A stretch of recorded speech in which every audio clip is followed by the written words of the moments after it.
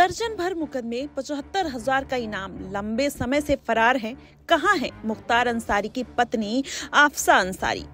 Mafia don Mukhtar Ansari की मौत के बाद अब ये सवाल उठ रहा है कि लंबे समय से फरार चल रही उनकी पत्नी आफसा अंसारी सामने आएंगी या नहीं। मुख्तार की पत्नी आफसा पर पुलिस के इनाम घोषित कर रखा है। आपको बता दें, लंबे समय से पुलिस आफसा की तलाश में जुटी हुई है और उस पर करीब दर्जन भर मुकदमे दर्ज है और गैंगस्टर एक्ट के तहत भी कार्रवाई की जा चुकी है। गौरतलब है कि गाजीपुर मऊ से लेकर लखनऊ तक फर्जी तरीके से भूमि पर कब्जा करने और रसूख के दम पर सरकारी जमीन पर कब्जा कर आर्थिक लाभ लेने जैसे केस आफसा अंसारी पर दर्ज है और जबरन रजिस्ट्री का भी केस आफसा के खिलाफ दर्ज है। अब ऐसे में वो लापता है और उनकी खोज जारी है।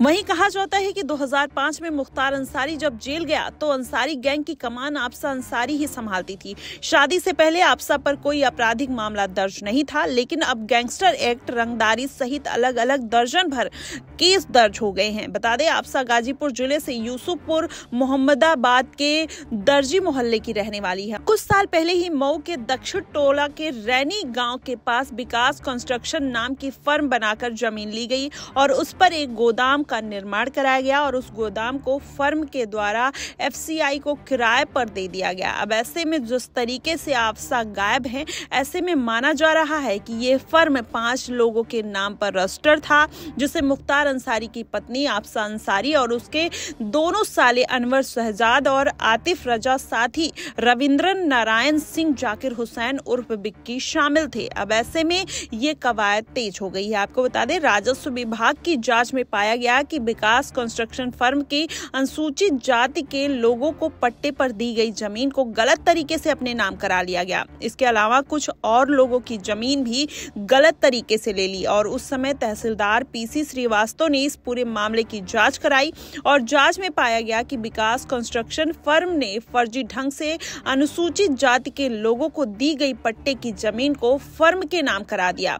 वहीं तहसीलदार की रिपोर्ट के आधार पर साल 2020 में मऊ के दक्षिण टोला थाने में मुख्तार अंसारी की पत्नी और सालों समेत 5 लोगों के खिलाफ अवैध फर्जी तरीके से जमीन कब्जा करने का मुकदमा दर्ज हुआ, जिसमें लोक संपत्ति क्षति अधिनियम के तहत मामला दर्ज किया गया और इस मुकदमे के बाद जून 2021 में प्रशासनिक अधिकारियों और भारी पुलिस बल की मौजूदगी में इस फर्म के गोदाम के पीछे स्थित बाउंड्री वाल को गिराकर कब्जा की गई जमीन को मुक्त कराया गया। इस मामले में आफसा अंसारी के अलावा बाकी 4 आरोपी कोर्ट में पेश हो चुके हैं, जबकि मुख्तार अंसारी की पत्नी तब से ही फरार है और बाद में इसी मुकदमे को आधार बनाते हुए 31 जनवरी 2022 को गैंगस्टर एक्ट लगाया गया था और इस मुकदमे में दर्ज होने के बाद भी आफसा गाजीपुर जिले में उनके आवास पर संभावित ठिकानों की गिरफ्तारी के लिए दबिश थी, लेकिन सफलता नहीं मिल पाई। आपको बताएं, मुख्तार की पत्नी के द्वारा कोर्ट में पेश होकर अपनी जमानत नहीं कराए जाने और लगातार नोटिस के बाद फरार रहने के कारण आज मऊ पुलिस ने आफसा अंसारी के खिलाफ 25,000 रुपए का इनाम घोषित किया है। इसी तरह मुख्तार अंसारी की पत्नी आफसा अंसारी पर गाजीपुर जिले से 50,000 का इनाम और मऊ पुलिस की तरफ से 25,000 रुपए का इनाम घोषित किया गया है। आपको बता दें, मुख्तार का एक बेटा अब्बास अंसारी जेल में बंद है, जबकि दूसरा बेटा उमर अंसारी जमानत पर है। वहीं पत्नी आफसा अंसारी फरार चल रही है और उसके ऊपर 75,000 का इनाम भी घोषित है। आसपा के खिलाफ कई मुकदमे दर्ज है और मुख्तार की बहू निकहत बानो भी जेल की हवा खा रही हैं और उस समय अपने पत्नी अब्बास अंसारी को जेल से भगाने की उनके ऊपर कोशिश का आरोप लगाया गया है। वैसे में मुख्तार अंसारी का पूरा परिवार जेल में बंद है और ऐसे में ये सारे कयास कि उनको जहर दे के मारा गया है।